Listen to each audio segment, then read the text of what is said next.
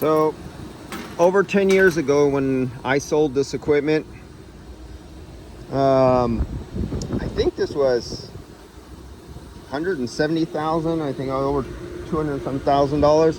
Today, at today's dollars, with inflation, the refrigerant prices, the price of copper and everything like that, I just did a recalculation for us to sell this again and install it. Well, I didn't call that 200,000, 178,000 was not installation with labor, and that was just this equipment and the air handler. It didn't include the copper, didn't include the wood, all the brackets, the electrical and everything like that.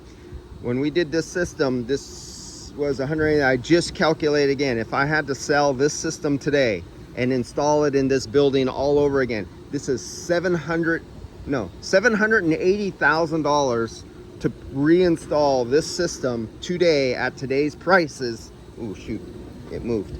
At today's prices for us to redo all of this and do this installation at $2,025 rate. Yeah, prices have definitely increased in the last decade. All right guys, see you later. Definitely not automotive.